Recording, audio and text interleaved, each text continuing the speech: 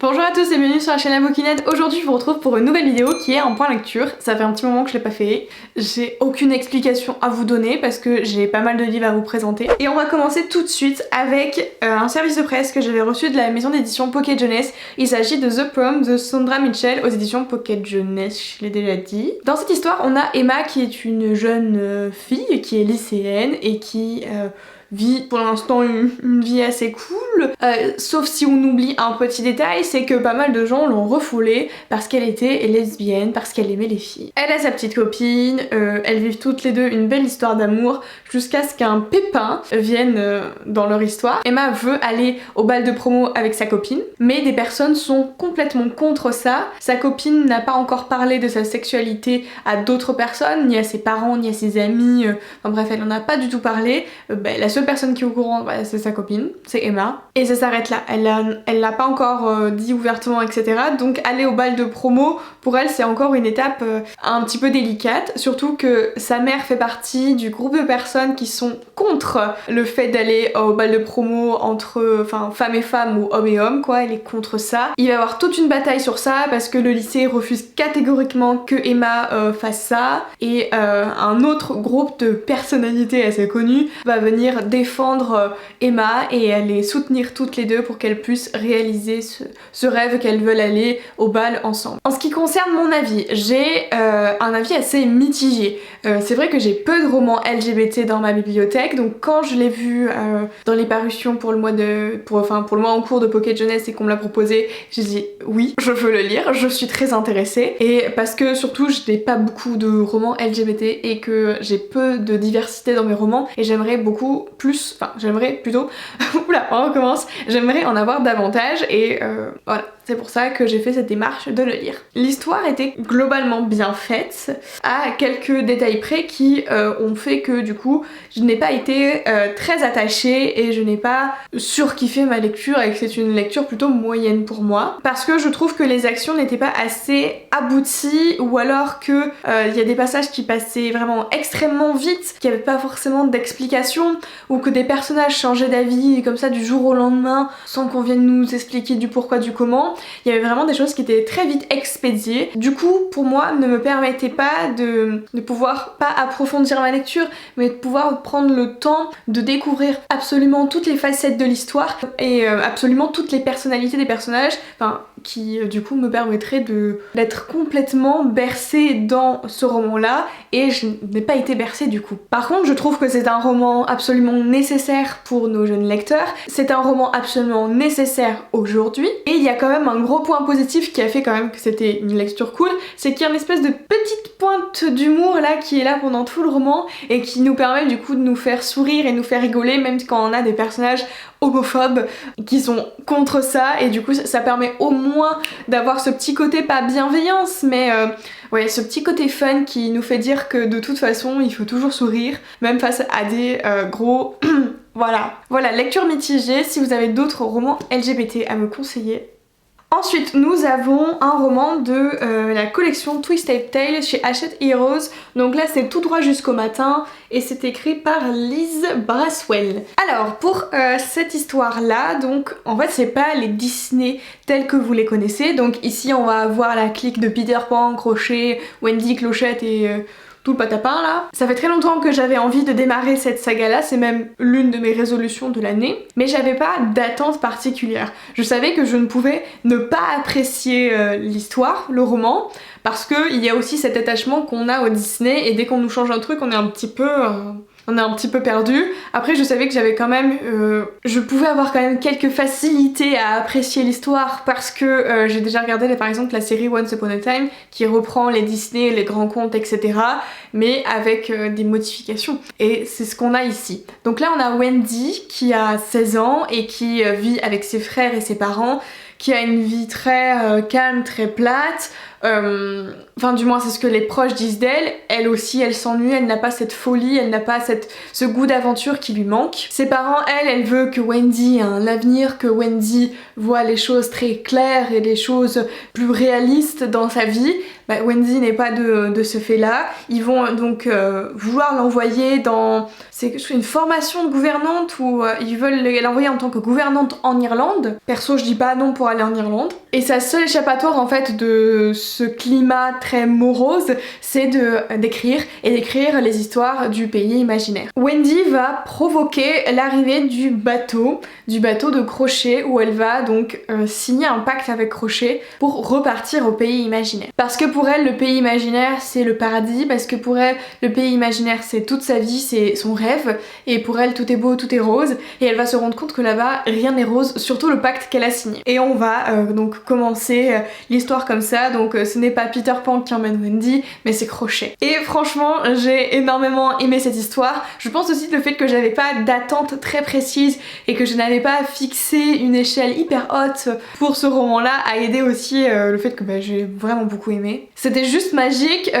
et j'avais aussi l'impression que c'était pas la Wendy qu'on m'avait racontée pendant que j'étais petite, c'était vraiment une autre Wendy, une Wendy qui a soif de pouvoir faire absolument tout ce qu'elle veut, d'avoir une grande liberté. Et là où j'ai été surprise aussi, c'est Clochette. Clochette, vraiment, c'est toujours le personnage que j'ai en tête qui est toujours un peu frustrée de pas pouvoir faire tout ce qu'elle veut, de pas pouvoir dire à Peter Pan tout ce qu'elle aimerait lui dire. Et là, j'ai retrouvé un petit peu cet aspect là de Clochette, mais aussi une Clochette qui est prête à s'entraider, est prête à faire passer le combat girl power avant tout. Et vraiment, ce roman a ce truc de réveiller notre âme d'enfant. Je ne sais pas si ça fait la même chose avec les autres Twisted Tales. J'ai Révélation et je sais plus, l'autre c'est celui de la Reine des Neiges, je sais plus comment elle s'appelle. Je sais pas si ça fait le même effet, mais j'espère que ce sera quand même la même chose. Maintenant, nous avons Nevermore tome 2 de Morrigan Crow, de Jessica Thompson. Donc c'est l'histoire de Morrigan Crow aux éditions Pocket Jeunesse. Alors comme l'indique la couverture, il va se passer pas mal de choses dans ce tome 2. Je vous résume le tome 1 et je vous donne un bref avis du coup sur le tome 2 pour pas vous spoiler. Dans le tome 1, donc on a l'histoire de Morrigan Crow qui est une enfant maudite, qui est née le jour maudit et qui doit s'éteindre à un certain âge. C'est-à-dire qu'elle doit... c'est un sacrifice ou un suicide, c'est un peu bancal cette histoire. Enfin, le terme, j'ai du mal à choisir l'un ou l'autre, mais en tout cas, elle n'est pas faite pour vivre. Et à un moment donné, elle devra partir à un certain âge. Et pendant toute sa vie, elle est absolument coincée parce que vu que c'est l'enfant maudit, on lui accable absolument tous les malheurs du monde. C'est elle qui a la cause de... parce que machin a cassé la théière, c'est à cause d'elle. Il y a eu une tornade, c'est à cause d'elle. Comme si elle pouvait contrôler la météo. Ce n'est pas Miss Météo non plus, on se calme. Et c'est toute l'histoire de Morrigan Crow. Le jour maudit va arriver, un parfait inconnu va venir et en gros, il la kidnappe un petit peu, hein. Bon, il la prend, il va l'emmener dans le monde de Nevermore, là où elle devra prendre une place, entre guillemets, et montrer qu'elle est une enfant unique. C'est du coup absolument le contraire de ce qu'elle a vécu le 3/4 de sa vie. Et donc là, on a la suite, parce que au tome 1, on finit avec un suspens incroyable, et donc le tome 2, j'étais vraiment là en mode « Qu'est-ce qui se passe? Comment va Morrigan ?» J'étais si stressée de savoir qu'est-ce qui allait lui arriver. Il lui arrivait encore moult choses. Il y a eu encore des révélations. Enfin, l'histoire a vraiment bien avancé. Enfin, bien avancé. Je ne sais pas jusqu'à où cette histoire peut aller, donc difficile de vous dire quelque chose de précis. Mais en tout cas, ça a avancé. L'intrigue est encore plus complexe que ce que je pensais. C'est encore plus magique et fabuleux que je le pensais. Je commence à m'emballer tellement j'ai aimé ce tome 2 quand même, je sais pas si vous remarquez. Et ouais, il y avait vraiment pas mal de choses cool, positives et fabuleuses. Franchement, cette saga, elle a l'air géniale. Je pense que tous ceux qui aiment les Gardiens de la Cité Perdue, je crois que ça s'appelle, qui a été publié chez Lumen là, de Shannon Messenger, je pense que ça peut s'apparenter à ça. C'est un univers complètement propre à lui. C'est un univers hyper fantasque, hyper... Enfin, t'as envie de rigoler, t'as envie de bouger, il y a plein de choses qui... Enfin, je sais pas, C'est un univers hyper merveilleux pour moi et j'adore m'y plonger. J'espère que le tome 3 va pas trop traîner. Maintenant, un autre livre, et vous ne m'attendez certainement pas dans ce registre, il s'agit de Sorcière de Mona Chollet. Ça a été publié, c'est publié chez qui déjà ça? Chez Zone. Donc c'est un roman que j'ai... c'est un essai que j'ai envie de lire depuis un certain moment parce que, déjà c'est une cause forcément que je soutiens, enfin une cause... Pour moi, c'est normal d'être féministe. Dans ma tête, tout le monde devrait être féministe. Passons, Mona Chollet nous propose un essai. Je reviens, il y a eu l'interruption du chien entre temps. Je disais du coup que c'était un essai sur les sorcières modernes. Et ça m'a complètement conquise. Alors après, il n'y a pas non plus... c'est pas les sorcières comme on l'entend, qui font de la magie noire et tout ce genre de choses. On parle en fait de la femme, du plus loin qu'on puisse remonter jusqu'à aujourd'hui, comment elle a été perçue, la femme sorcière à la femme âgée qui est perçue comme qui peut être perçue comme un objet d'horreur, la femme qui par rapport à la fécondité qui ne veut pas avoir d'enfant, qui revendique son droit, vraiment toute la vision du monde sur la traque de la sorcière et la traque de la femme. Il y a plein de dates, d'éléments clés, de ressources qui ont été utilisées, donc forcément c'est un essai psychologique, donc on a besoin d'avoir des ressources. Il y a une question en suspens pendant tout le livre, c'est quand la femme sera vraiment traitée comme un égal à l'homme, quand est-ce que la femme pourra revendiquer absolument les mêmes droits que l'homme, et quand est-ce que la femme sera entièrement libre. Je pense qu'il faut lire cet essai pour comprendre ce que je suis en train de dire. Je suis pas la plus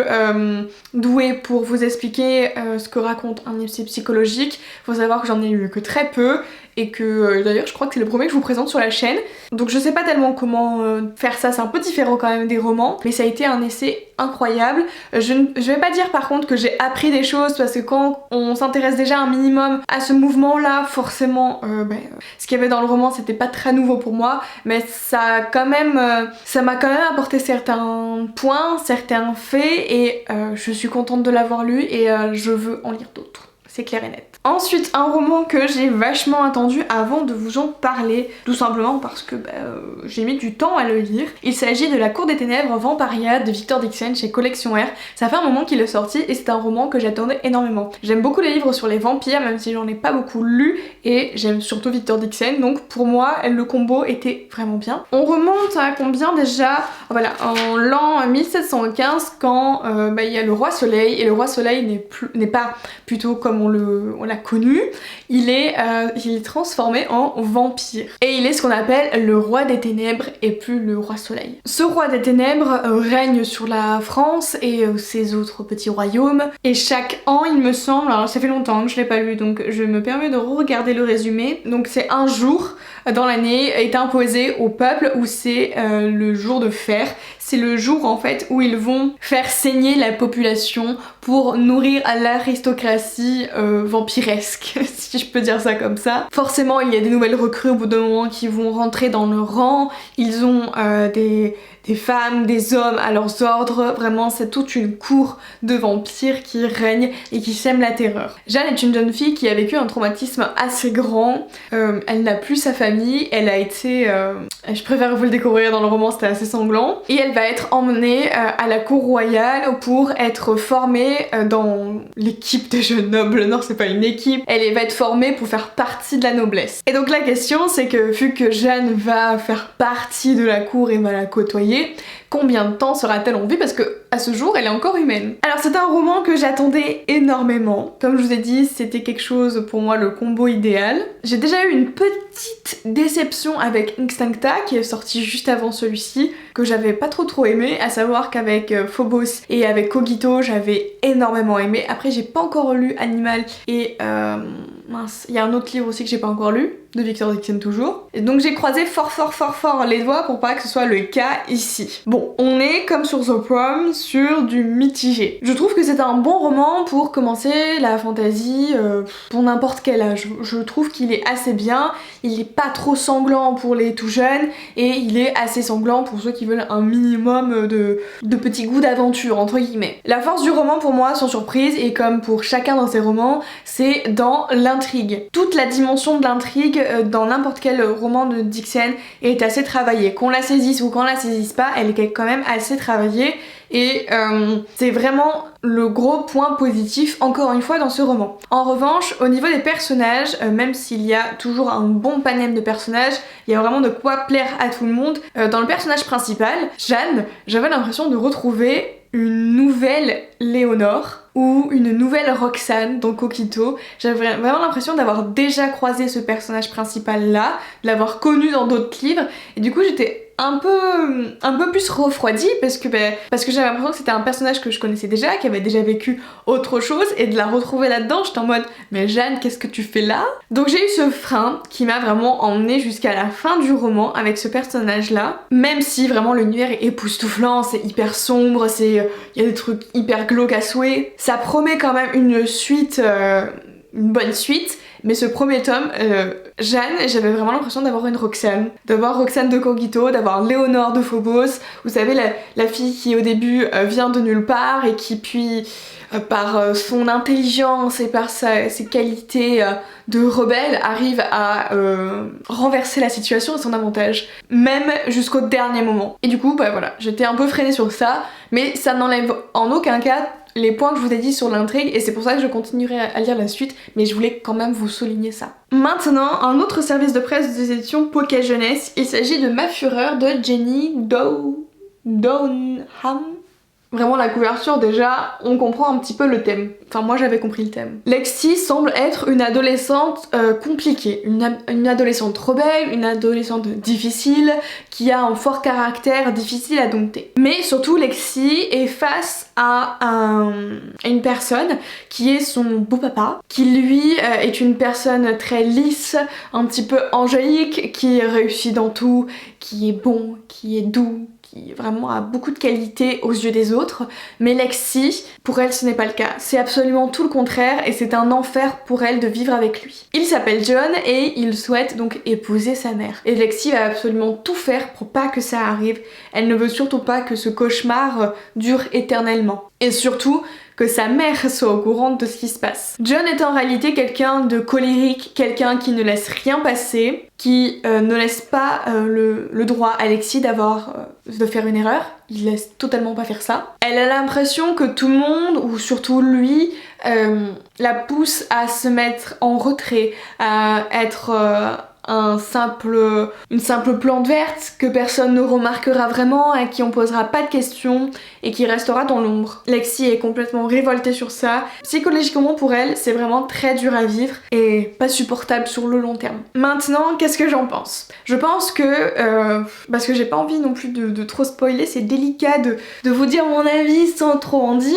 Alors je vais essayer de rester un petit peu vague. La colère et les émotions du personnage sont si bouleversantes que vous pouvez pas ne pas être atteint normalement.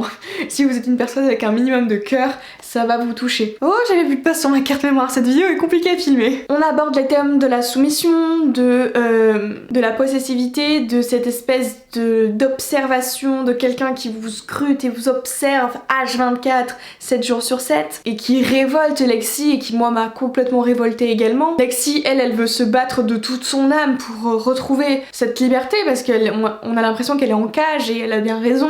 Mais surtout que face à cet homme, elle ne se sent pas en sécurité et ça c'est pas normal. Donc j'ai vraiment ressenti tous ces aspects là et le plus gros point fort et la grosse qualité de ce roman, c'est de te transmettre le mal-être de Lexi. T'as l'impression presque de le vivre. L'intrigue était vraiment super bien, l'histoire était comme je vous l'ai dit très bouleversante etc.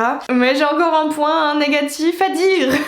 Alors faut dire que je suis très difficile niveau contemporain, j'ai beau essayer d'en lire etc, il y a toujours un truc souvent qui passe pas et là pour moi c'était la fin. Alors pas au même niveau que The Prom comme j'ai pu le dire au début de ce point lecture, mais là c'était pas tant expédié, c'était juste que j'étais pas convaincue. Je m'attendais à une autre fin, je m'attendais à autre chose et je l'ai pas du tout eu et j'ai lu la fin comme ça en ne réalisant même pas que c'était la fin et qu'il y avait pas autre chose derrière. Ça m'a je suis vraiment restée sur ma fin, j'ai pas été convaincue du tout. Juste par la fin, tout le développement et tout, c'était top, j'étais complètement dedans. Et la fin, j'ai fait ah c'est tout. Enfin c'est tout. bah, la fin, j'ai trop peur de trop en dire. La fin est quand même bien, mais moi je n'ai pas du tout été convaincue, je n'ai pas aimé cette fin. Ouais, non, je sais pas. C'était pas hyper convaincant pour moi, c'était pas très réaliste par rapport à toute l'ampleur que ça a pris, surtout au niveau psychologique. Enfin, moi je m'attendais vraiment à quelque chose comme ça, et je sais pas, je l'ai pas eu. Si vous l'avez lu, dites-moi ce que vous en pensez, parce que du coup j'ai l'impression d'être la seule à avoir cet avis-là. Voilà, je sais pas quoi rajouter, c'était cool, mais il y a eu un hic. Voilà, c'est tout pour cette vidéo, j'espère que ça vous a plu, j'espère que vous avez aimé. Il y a peut-être un petit peu moins de livres que dans mes précédents points de lecture, mais en fait ce sont presque toutes mes lectures de janvier. I'm so sorry, j'ai pas lu non plus des masses, mais quand même, j'ai quand même lu 6 romans, c'est bien je trouve. Si vous avez des avis, des suggestions ou autres en commentaire, je vous attends en bas, on va papoter de tout ça, et je vous souhaite de belles lectures, et on se retrouve dans une prochaine vidéo. Bye!